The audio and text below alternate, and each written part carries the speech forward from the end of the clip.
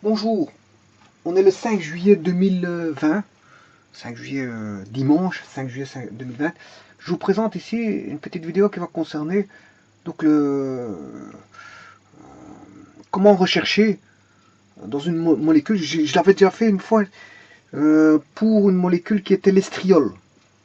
L'estriol. Voilà, il fallait savoir quelle était la formule moléculaire de l'estriol, au travers, bien sûr, des appareillages que l'on utilise en chimie. Bon, dans des méthodes, ce qu'on appelle des méthodes quantitatives. Des méthodes quantitatives.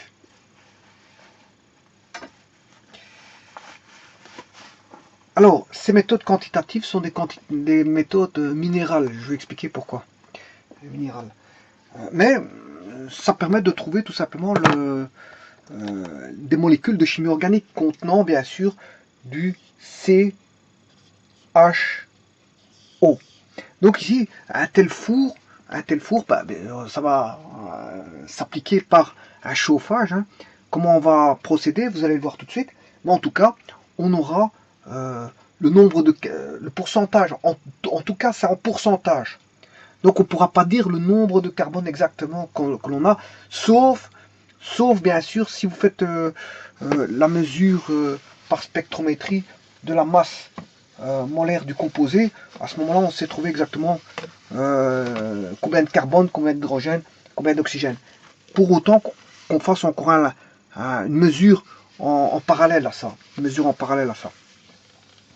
Donc en faisant une mesure en parallèle avec un spectromètre pour mesurer les masses, la masse de l'échantillon, à ce moment-là, on pourra savoir exactement combien de carbone, d'hydrogène et d'oxygène. Mais si vous faites uniquement au travers de ce four à combustion ici, qu'on appelle un four Liebig, hein, c'est un four Liebig, enfin c'est la méthode Liebig, c'est une méthode Liebig, par un four à combustion Liebig, voilà, comme ceci, c'est la méthode Liebig. Ben, si vous faites que cette méthode-là, vous n'aurez que des pourcentages. Donc vous ne saurez pas exactement le nombre de carbone. On le saura en pourcent. En pourcent. Voilà. Donc je vous le dis encore une fois et je le répète. Bon, je répète pour pas que ce soit clair. Si vous voulez exactement le nombre de carbone exact, d'hydrogène exact et d'oxygène exactement, ben à ce moment-là, il y a deux procédés à faire. Il faudra travailler par le four par la méthode Liebig, le four à combustion par la méthode Liebig, et puis ensuite passer par un spectromètre pour savoir la masse. Ou alors on passe d'abord par le spectromètre pour savoir la masse, et puis après on passe par le four Liebig. Il n'y a pas de priorité. Hein. Bon, si on ne connaît pas quelque chose, on peut le rechercher par après, mais si on le connaît pas auparavant, tant mieux. Voilà. Et donc on va utiliser ce four Liebig. Alors, le tout, c'est de se mettre à l'esprit qu'est-ce qu'on recherche. Mais on cherche, c'est une méthode quantitative minérale qui va permettre de rechercher le pourcentage de carbone. Voilà, le pourcentage de carbone. Donc, en d'autres termes, on sait bien qu'on ne sait pas combien de carbone que l'on a, mais je vais quand même mettre N. On en a N. On ne sait pas combien on en a. C'est vrai qu'on va faire une méthode de recherche en pourcentage, mais malgré tout, j'ai besoin de mettre N, puisque sinon, sans ça, je ne saurais pas, je veux dire, établir quoi que ce soit comme relation. Donc, supposons qu'on a N carbone, N étant une inconnue, M hydrogène, NM et P oxygène. Voilà. Et là, on a tout à fait une molécule de chimie organique contenant du CHO. Bon, chimie organique, on peut avoir des hydrocarbures purs, mais à ce moment on n'a que du carbone et hydrogène, on n'a pas d'oxygène ici. Hein. Voilà, on n'aura pas d'oxygène si on a un hydrocarbure pur. Bon, ici c'est plutôt pour rechercher, je veux dire, le pourcentage de carbone, d'hydrogène et d'oxygène. Donc un hydrocarbure pur ici, apparemment, bon, est-ce que ça pourrait aller ou pas? Est-ce que ça pourrait aller ou pas? Alors, en tout cas, ça va donner du CHO, une molécule contenant du CHO. Parce qu'en chimie organique, on retrouve des hydrocarbures purs qui contiennent du carbone et de l'hydrogène. Là, à ce moment-là, il n'y a pas d'oxygène. Sauf si on a des hétéroatomes. Là, on peut avoir des différentes fonctions, fonction alcool, avec du OH, fonction dérivée d'hydrocarbures dérivés d'un... Enfin, dérivés... On a des dérivés halogénés provenant, bien sûr, d'hydrocarbures. On peut avoir des fonctions amides, amines, des fonctions hétéroxydes, des fonctions aromatiques. Mais voilà, mais ici, c'est pour déterminer une molécule organique contenant du CH et du O. Du CH et du O. Voilà, ceci étant dit, on ne connaît pas le pourcentage de carbone. On ne connaît pas le pourcentage d'hydrogène et on ne connaît pas le pourcentage d'oxygène. Mais en tout cas, sûr et certain, on va mettre dans l'échantillon ici, hein, là on a un espèce de, voilà, de petit plateau, dans lequel on va placer l'échantillon ici, une masse. Bien sûr, une masse qui est pesée. Hein. C'est une masse qui est pesée avant. On a une masse d'échantillon.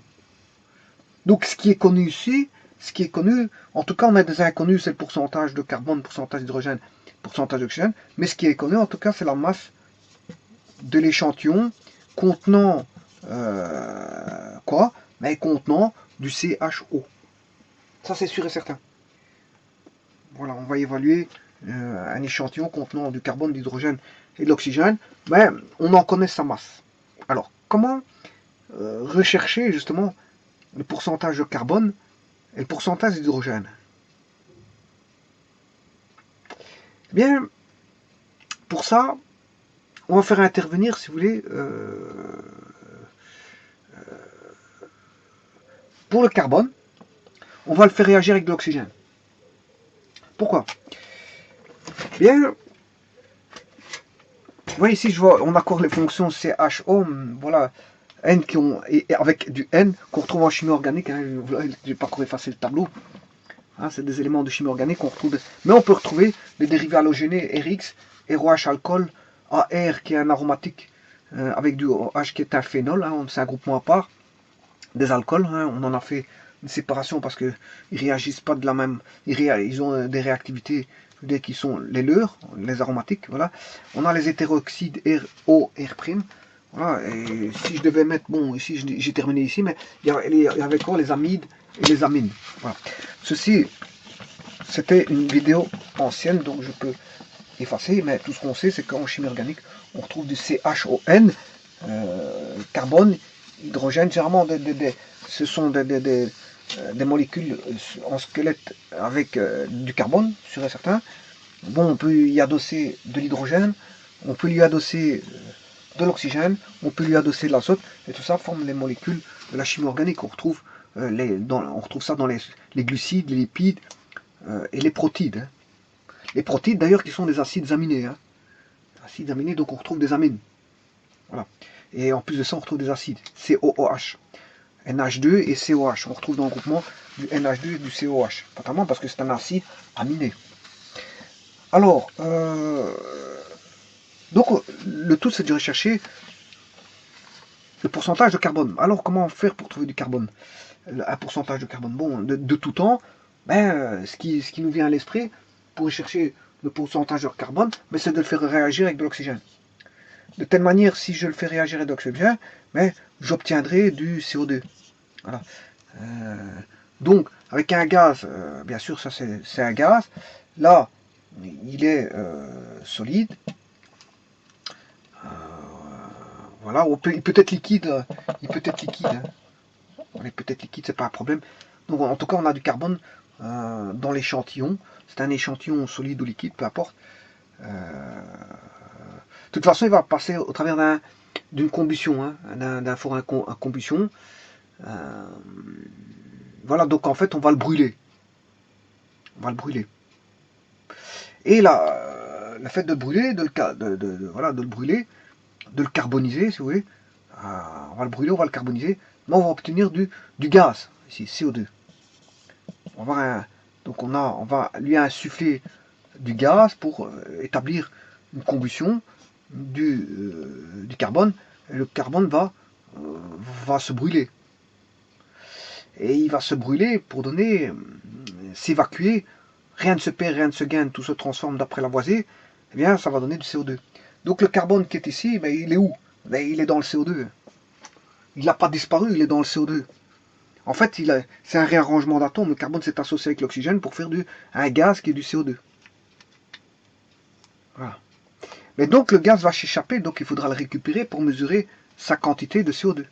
Connaissant le pourcentage, connaissant la masse de CO2 gazeux établi, mais je peux déterminer la pourcentage de carbone. Vous allez voir comment. Voilà. Ça c'est déjà pour une chose. Pour le carbone, on sait déjà, on va dire, on sait déjà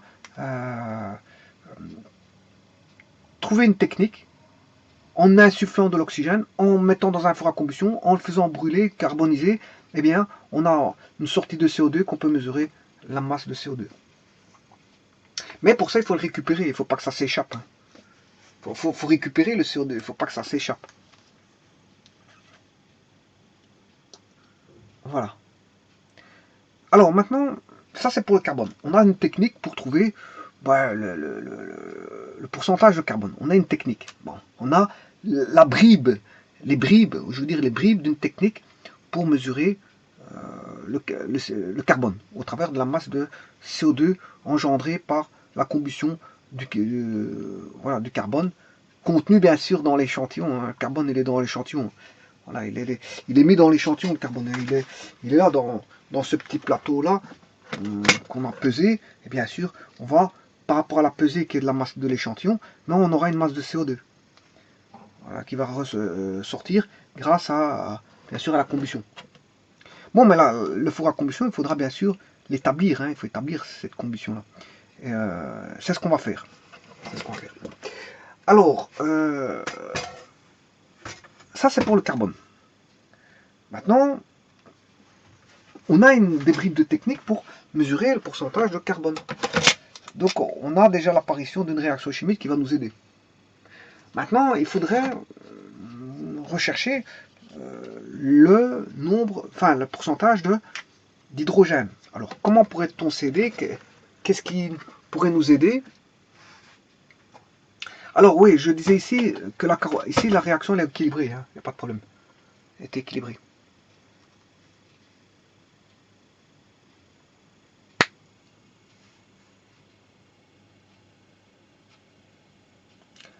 Alors,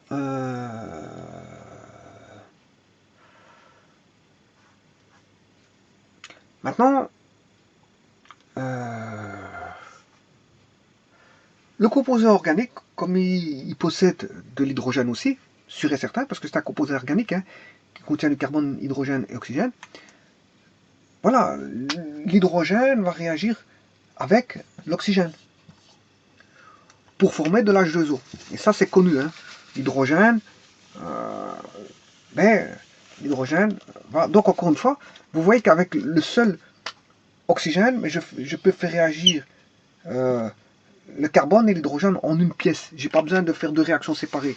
Rien qu'avec de l'oxygène, je fais rentrer qu'un seul produit.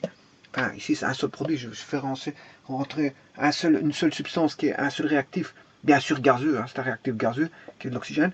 Je fais rentrer de l'oxygène, et bien ici je fais rentrer aussi de l'oxygène. Comme ça, je ne fais rentrer que de l'oxygène.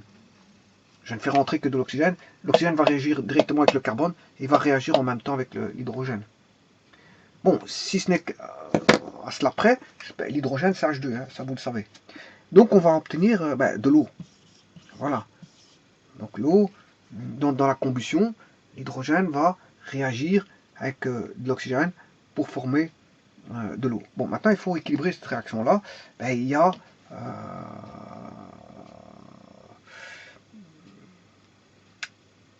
dans cette réaction-là, on a deux oxygènes ici.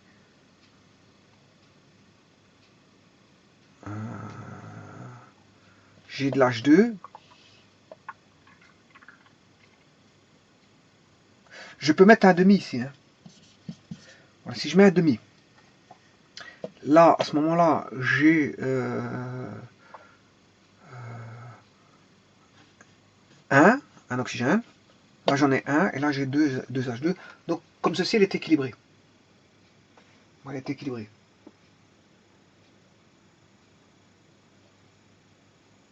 Voilà, elle est équilibrée.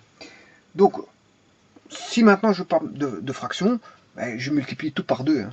J'aurai 1, là j'aurai 2. Si vous voulez pas de fraction, vous voulez des nombres entiers, il n'y a pas de problème. Vous faites tout fois 2.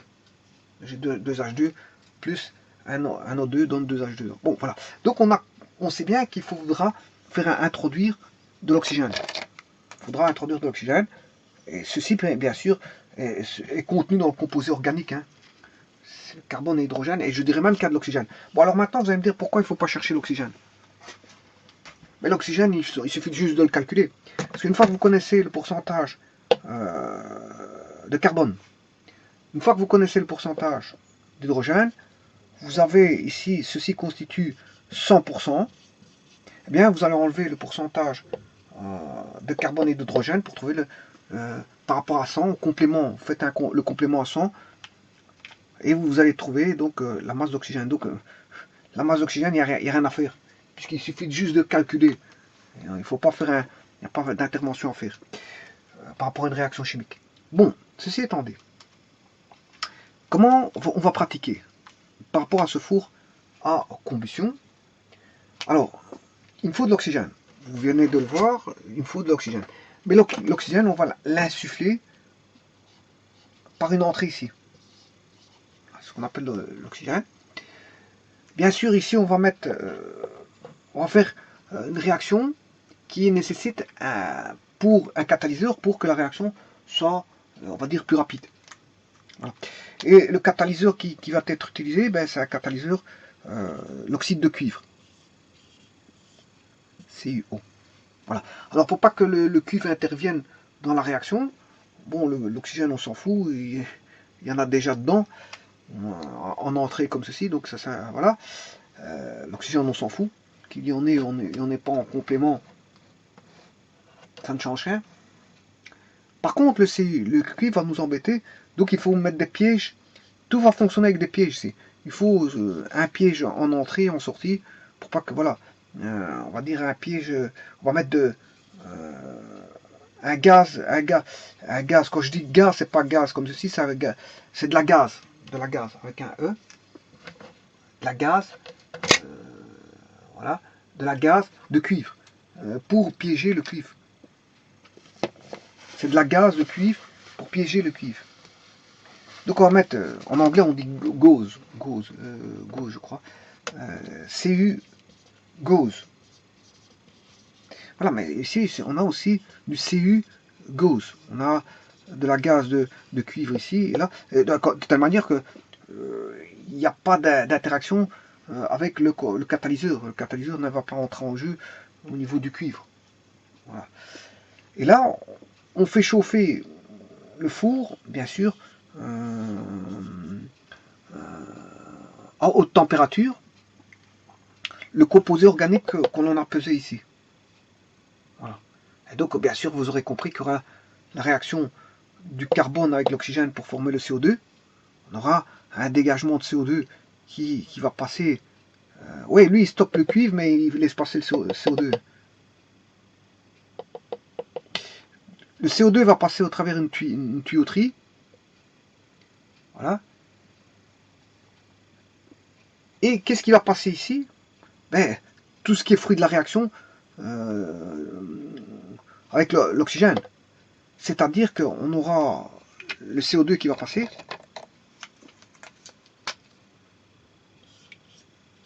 Le CO2 et l'H2O, essentiellement.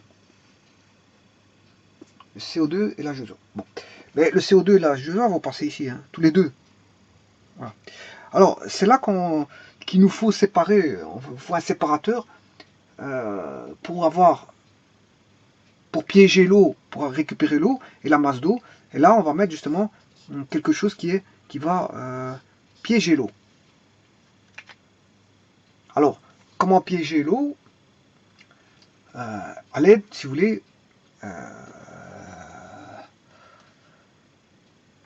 à l'aide du chlorure de calcium, anhydre, CaCl. Cl2, anhydre, à ce moment-là, on va piéger l'eau.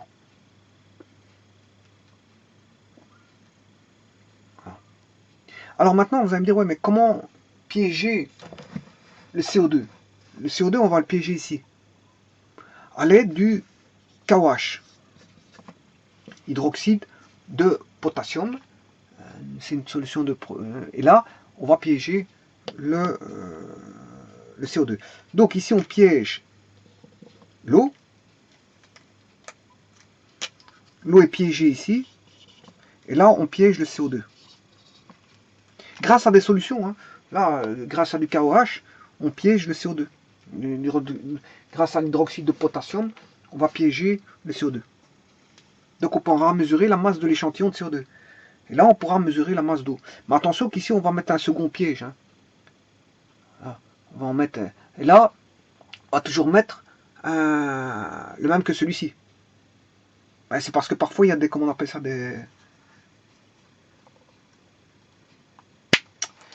Du surplus. Du surplus d'eau. Et ici, on va le récupérer ici. S'il y a un surplus. S'il y a... comment est-ce qu'on appelle ça? Un excès. Voilà, c'est un excès. S'il y a un excès d'eau, voilà, on remet ici du CaCl2, anhydre, là, CaCl2, et voilà, donc l'eau, elle sera ici, et là, parce que là, c'est l'excès d'eau, si on a un excès d'eau. L'excès d'eau, on récupérera là, mais là, on a de l'eau, là, on a de l'eau, et là, on récupère le CO2. Donc voilà, on peut mesurer maintenant le CO2 et donc le pourcentage de carbone, et on peut mesurer le pourcentage d'eau, et donc le pourcentage d'hydrogène.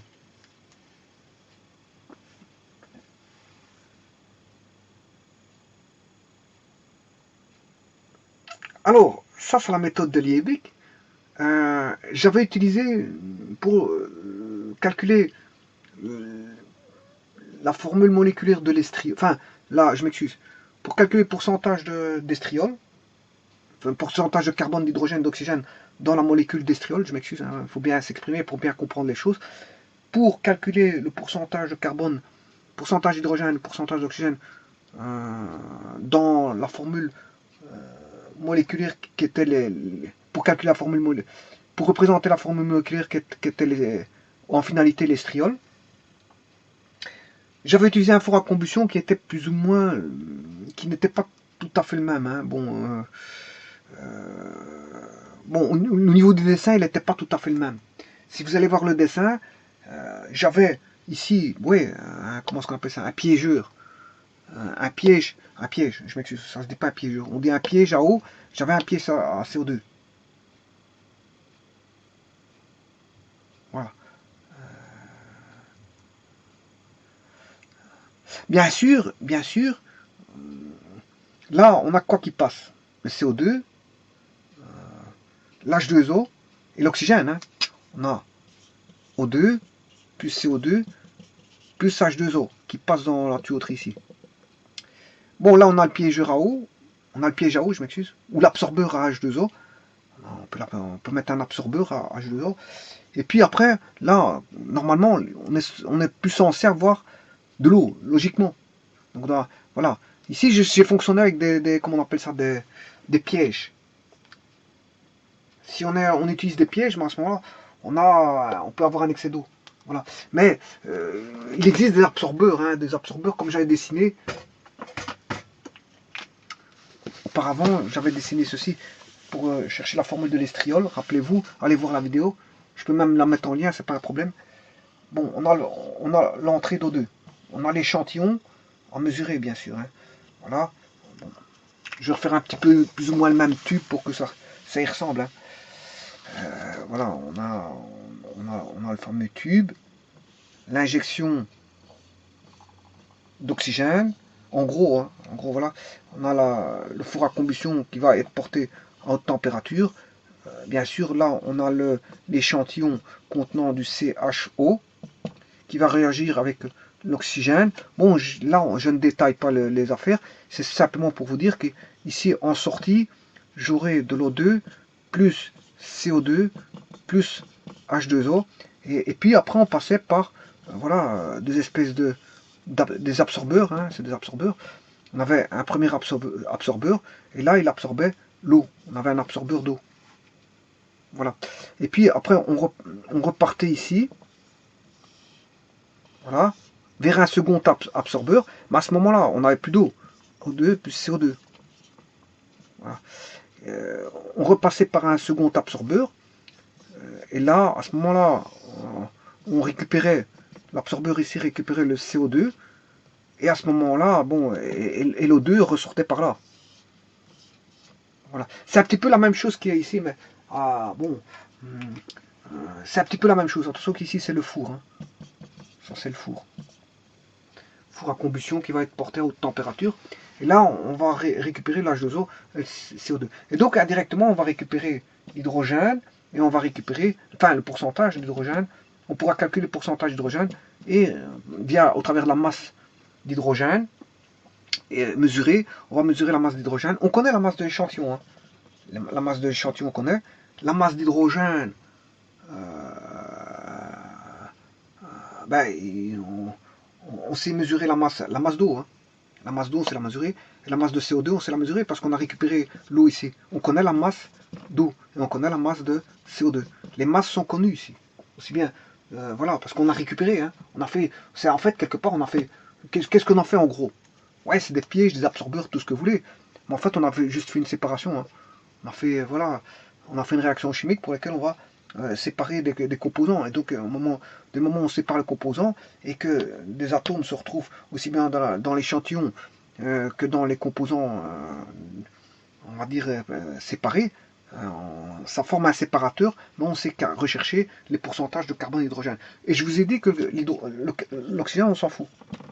Parce qu'on sait le calculer, connaissant, il contient que du CHO. Donc si on connaît le pourcentage de carbone, le pourcentage d'hydrogène, on sait déterminer le pourcentage d'oxygène sans faire une séparation ou de récupération de l'oxygène. J'ai pas besoin de récupérer l'oxygène. Et de toute façon, l'oxygène, bon, quelque part, on s'en fout complètement. Parce que de plus, on en met un catalyseur. Donc l'oxygène du catalyseur va intervenir. On en met du CuO. Voilà, donc on aura du CuO voilà, propre. Attention que la masse de l'échantillon est plus petite que la masse de CO2. Hein. Parce que le CO2 ici, il est entré. Donc fatalement, la masse de CO2 va être. C'est de l'oxygène qui vient de l'extérieur. Voilà, c'est de l'oxygène qui vient de l'extérieur. C'est pas forcément. Voilà, c'est pas forcément de l'oxygène qui vient de là. Parce que l'oxygène, il vient d'où? Il vient de l'extérieur. Ça, c'est bon. C'est la réaction de combustion qui nécessite de l'oxygène qu'on insuffle de l'extérieur. On insuffle de l'oxygène. Voilà. Et en plus de ça, il y a le catalyseur CuO qui va encore intervenir de l'oxygène, plus l'oxygène de l'échantillon. Donc on a 3 oxygènes qui n'ont rien à voir les uns avec les autres. Donc ici, c'est pour ça que, quelque part, on s'en fout de l'oxygène. On ne récupère pas l'oxygène. Parce que même si on devait récupérer par une voie de séparation, ou si je récupère l'oxygène là, mais c'est l'oxygène de quoi? Qui a été rentré là-bas. Voilà. C'est de l'oxygène aussi qui vient en petite quantité du catalyseur, et c'est de l'oxygène qui vient en pourcentage de l'échantillon. Donc, on ne va pas faire comme ceci, on ne va pas récupérer l'oxygène, on s'en fout de l'oxygène. On s'en fout complètement.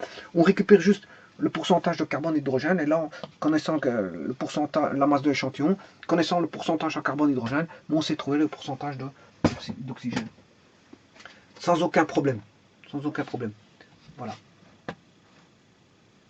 Bon, ceci étant dit, bon, on va utiliser, donc ça c'est ce qu'on appelle la méthode Liebig. Eh bien, on va calculer ceci. Maintenant, il suffit juste de calculer. Comment va-t-on faire cela?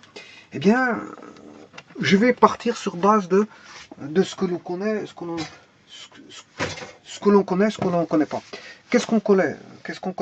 Ben, on connaît la masse de l'échantillon. Donc, constituée de matière organique. Hein. Donc, carbone, hydrogène, oxygène. On connaît la masse de CO2, puisqu'on récupère le CO2 ici, et on connaît l'H2O. Bon, si vous voulez, dans l'autre dessin, enfin, dans l'autre schéma, je récupère l'eau ici, mais ici j'ai de l'eau en excès, je récupère les deux. Voilà. Et je récupère le CO2 via l'hydroxyde de potassium. Voilà. Donc je sais, l'échantillon, on le pèse, on pèse un échantillon et on introduit dans le four. Alors là, on récupère par séparation de l'eau et du CO2, on mesure l'eau, on mesure le CO2. Donc la masse si vous voulez, de l'échantillon est connue par pesée. La masse d'eau récupérée par pesée, elle est connue, et la masse de CO2 par pesée est connue aussi, récupérée et séparée. Eh bien, maintenant, on va établir donc les relations mathématiques qui font en sorte qu'on va rechercher le pourcentage, qui sont des rapports. Les pourcentages sont des rapports. Mais pour ça, il faut établir les relations qui existent. Bon, pour ça, on va se dire que soit x que l'on connaît, hein, le x est connu. Le x il est connu ici parce que c'est un match d'échantillon, soit x grammes mesurés de l'échantillon contenant du CHO, contenant une molécule organique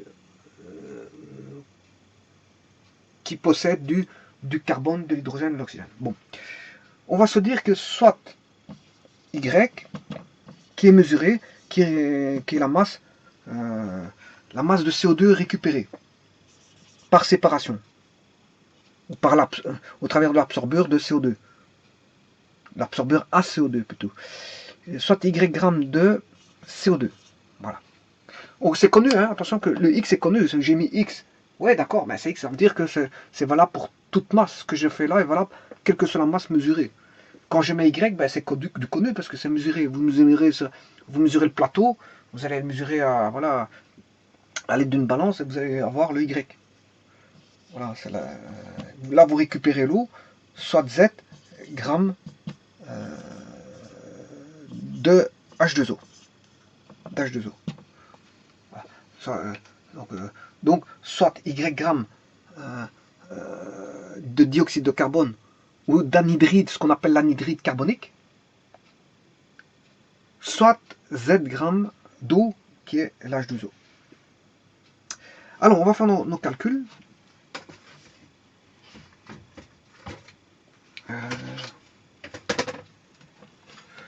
Je vais faire ça ici.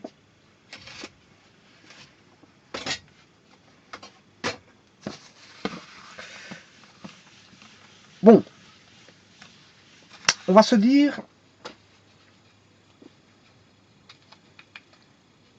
n'oubliez pas que ce qu'on cherche le pourcentage de carbone et on cherche le pourcentage d'hydrogène. Je vous ai dit que le pourcentage d'oxygène, je vous le dis tout de suite maintenant, ce sera 100% moins le pourcentage de carbone, moins le pourcentage d'hydrogène. Voilà. Bon, on va fixer déjà pour l'oxygène, bon, il n'y a rien à calculer. C'est 100 moins pourcentage de carbone, 100%, moins le pourcentage de carbone plus le pourcentage d'hydrogène. Voilà, il n'y a rien à calculer. Donc il suffit de chercher le pourcentage de carbone et d'hydrogène. Connaissant le pourcentage de carbone et d'hydrogène, j'aurai le pourcentage d'oxygène. Donc voilà, ça, le pourcentage d'oxygène, on l'oublie, parce qu'il est facilement calculable. Ce qu'on va calculer, ceci, pourcentage de carbone, c'est par rapport, bien sûr, au CO2 récupéré. Pourcentage de H par rapport à l'H2O. Voilà. Donc il faut bien avoir ça à l'esprit. Bon. Alors, on va rechercher le nombre de moles de carbone dans la première chose à faire, c'est ça. Donc je vais traiter d'abord le carbone, hein, puis je ferai l'hydrogène. Bon, ça va être plus ou moins similaire, si ce n'est qu'on a du H2, donc il faudra faire attention à ça. C'est pas de l'hydrogène, mais c'est du H2. Voilà. Donc, le nombre de moles de carbone. On a mesuré quoi? Donc ici, je ne suis pas encore en pourcentage, hein, parce que je vais mesurer le nombre de moles. Donc on a Y grammes de CO2, c'est connu, le Y il est connu. Le Y est connu, parce qu'en fait vous avez mesuré. Alors, on a Y grammes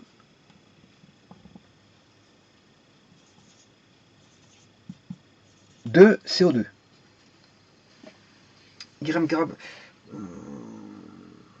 Donc le nombre, on a Y grammes de CO2, mais on va rechercher le nombre de moles de carbone.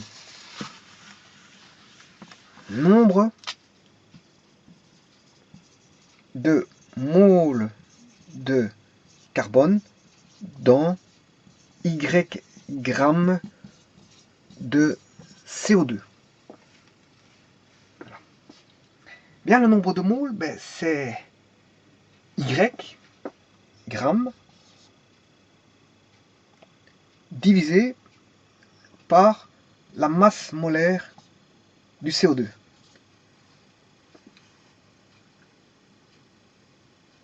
Ça, voilà, nombre de moles de carbone dans Y grammes de CO2, c'est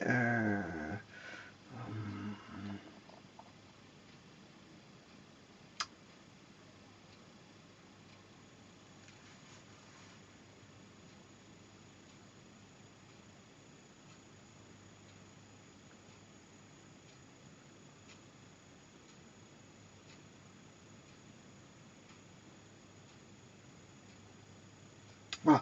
En faisant ceci, j'ai bien le nombre de moles de carbone.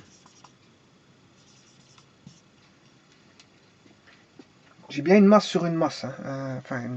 J'ai une masse molaire. J'ai une masse molaire. Là, j'ai un rapport d'une masse sur une masse molaire. Mais j'ai bien le nombre de moles. Parce que dans une mole, on a une fois la masse molaire de CO2. Mais si j'ai Y grammes, je fais Y divisé par une fois la masse molaire, j'ai autant de fois la masse molaire, c'est-à-dire autant de fois autant de moles. C'est-à-dire un nombre de moles de carbone bien précis.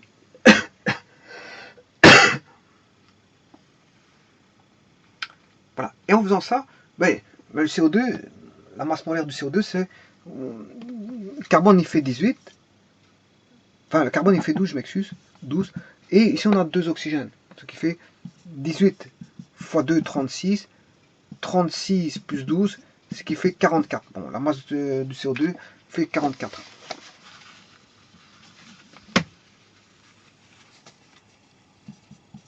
Bon, ça c'est le nombre de moles de carbone dans le CO2. Mais attention, que c'est aussi le nombre de carbone dans l'échantillon. Puisque ce carbone-là provient d'échantillons. Rappelez-vous que j'avais fait C plus O2 donnait CO2. Mais d'où vient ce carbone? Il vient de l'échantillon. Donc, connaître le nombre de carbone nombre de moles de carbone de CO2, c'est aussi le nombre de carbone du CO2. Enfin, de l'échantillon. Connaître le nombre de carbone de CO2, c'est aussi le nombre de carbone provenant de l'échantillon. Voilà.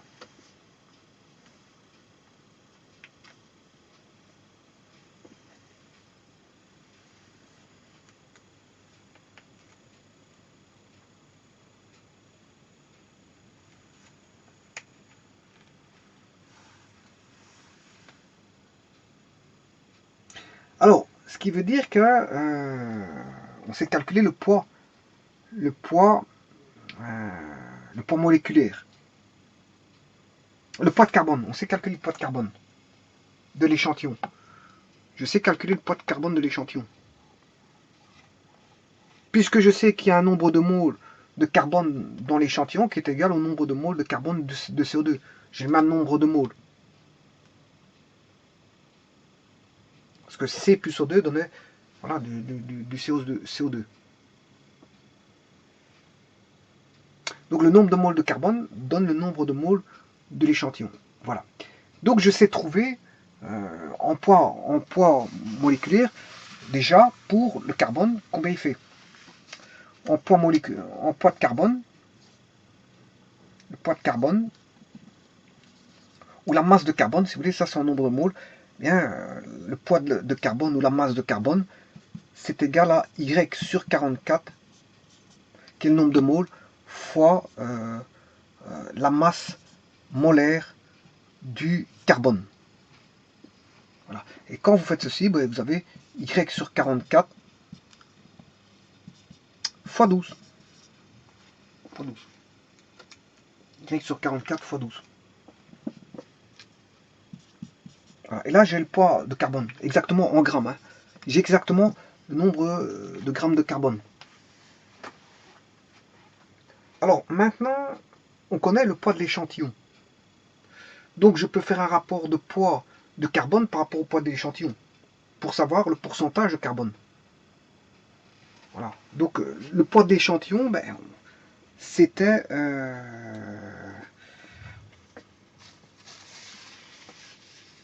X. C'était X. Le poids de l'échantillon, c'est X. Donc, je vais faire un rapport poids de carbone par rapport à poids de l'échantillon. Faisons un rapport pour avoir le poids de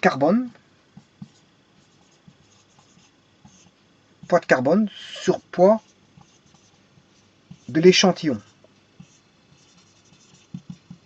Bien sûr, on va mettre en fois 100 pour avoir un pourcent.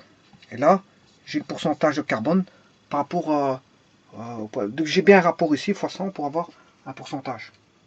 Donc j'ai le pourcentage de carbone par rapport à... J'ai le pourcentage de carbone dans l'échantillon, si vous voulez. Composé dans l'échantillon. Alors maintenant, le poids du carbone, ben, on vient de le voir, c'est Y sur 44 fois 12 sur le poids de l'échantillon, c'est la masse de l'échantillon. Bon, n'oubliez pas de faire fois 100 pour avoir 1%. Hein. Voilà. Et voilà. Alors maintenant, on va simplifier. La masse de l'échantillon, c'est quoi? Ben, c'est X. C'est X. On a mesuré la masse de l'échantillon, c'est X grammes de l'échantillon CHO. Mesure X.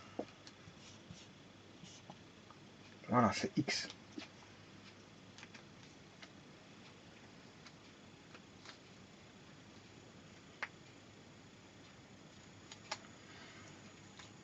Alors,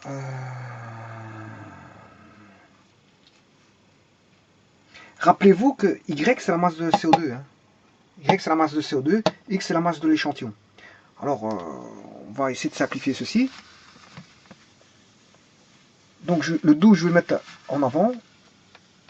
12 sur 44 fois Y sur X fois 100. Ça, c'est la masse de CO2 sur la masse de l'échantillon. Masse de Y étant la masse de CO2, masse de CO2, Y sur X, c'est la masse de l'échantillon.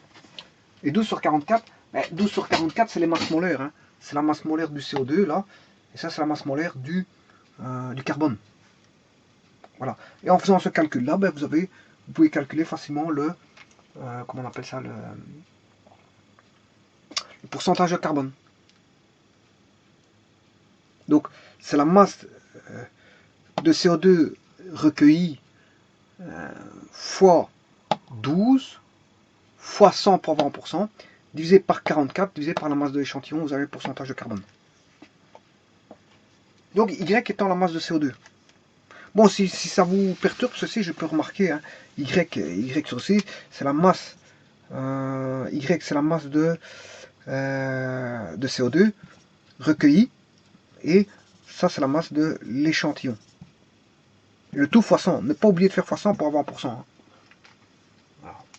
Parce que le résultat doit être donné en pourcent. Bon. Et voilà, on a le pourcentage de carbone. Bon, il ne nous reste plus que le pourcentage d'hydrogène. Faisons le même raisonnement. On va faire le même raisonnement. Hein.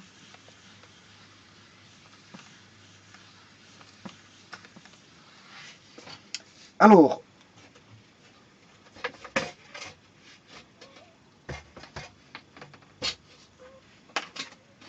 soit Z, la masse en grammes d'eau recueillie, soit dans l'absorbeur, soit dans l'absorbeur à eau, ou soit dans le, comment on appelle ça, le piège à eau.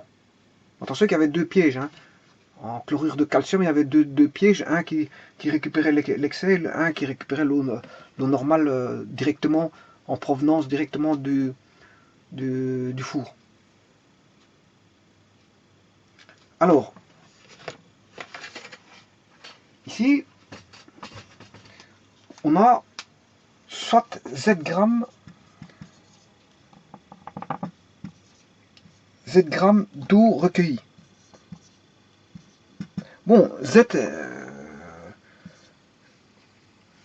est, comment ça appelle ça, est connu puisque vous récupérez l'eau, vous le mesurer. Alors, le nombre de moles d'hydrogène, nombre de moles d'H2, c'est égal à, attention qu'ici c'est H2 plus 1,5 O2 donne de l'H2O. Hein. C'est de l'H2. Alors, N mol de H2O, c'est Z grammes divisé par la masse molaire de l'H2O. La masse molaire de l'H2O, c'est 2 plus 16, parce que l'oxygène, ça fait 16, qui fait 18. Donc on a Z sur 18. Et ça, c'est le nombre de moles d'H2. Alors, c'est aussi le nombre de moles d'hydrogène dans l'échantillon.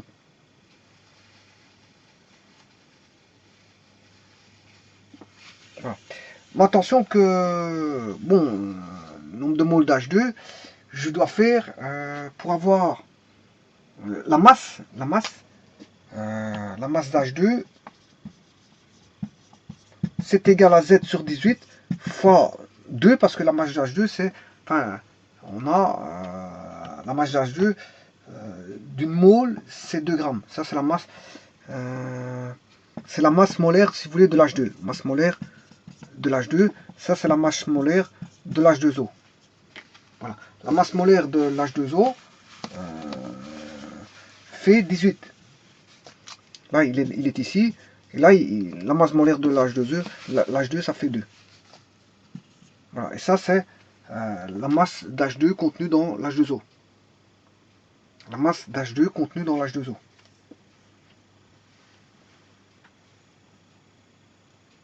Alors maintenant, sachant cela, bien, on va faire calculer le poids. On va calculer le poids, calculer le pourcentage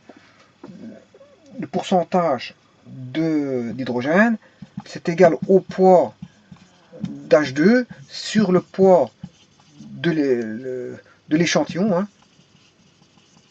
C'est un peu la même chose que tout à l'heure, fois 100 pour avoir 1%. Et donc le poids d'H2, vous venez que de voir que ce qu'il faisait, mais c'est Z fois 2 sur 18 fois 100, le tout sur le poids de l'échantillon. Bon, le poids de l'échantillon, qui est la masse de l'échantillon.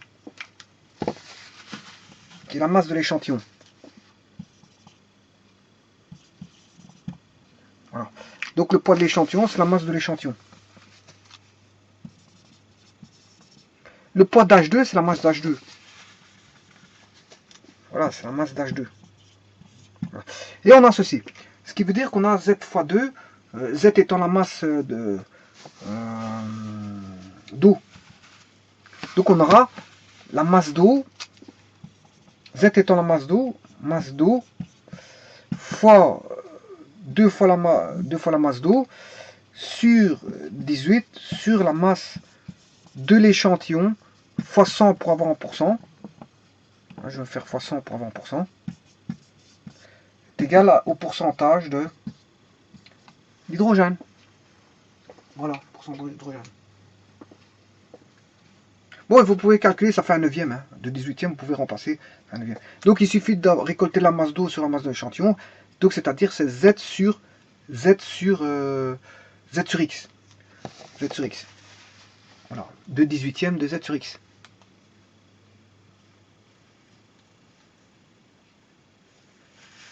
Bon, ben, je peux maintenant résumer.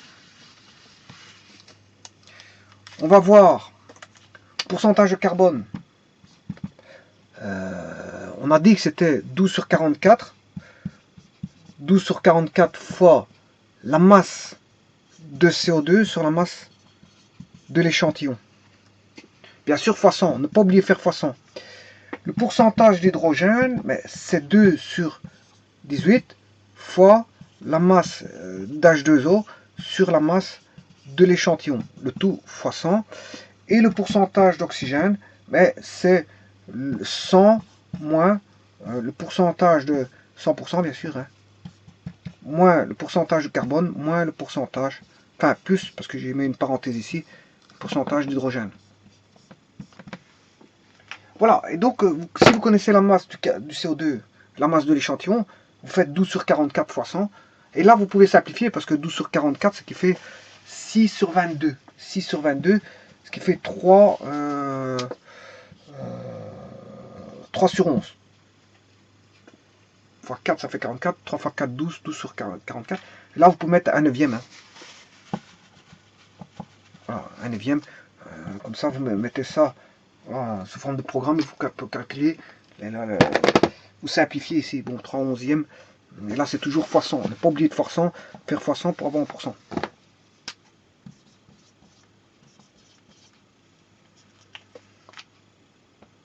Donc, en fait, il suffit juste de faire un rapport. Là, il y a une constante. Hein, une constante. Je dirais même fois 100, c'est 300 sur 11. Hein. Vous faites 300 sur 11 et 100 sur 11. Comme ça, bon, c'est 300. Ça, je mets la constante ici. Hein. 300 sur 11 et 100 sur 9. Fois la masse de CO2 récoltée sur la masse de l'échantillon, la masse d'H2O récoltée sur la masse de l'échantillon. Et vous pouvez calculer le pourcentage d'oxygène.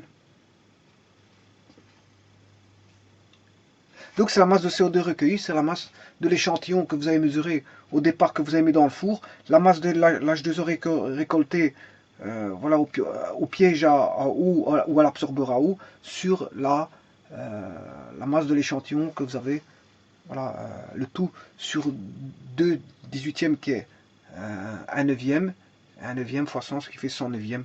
Voilà. En faisant ceci, vous avez la marge de pourcentage de carbone. Attention que c'est en pourcent. Hein. Pourcentage de carbone, pourcentage d'hydrogène, pourcentage d'oxygène. Voilà. Donc, voilà,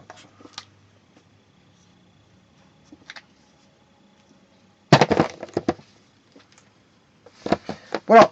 Je vous remercie.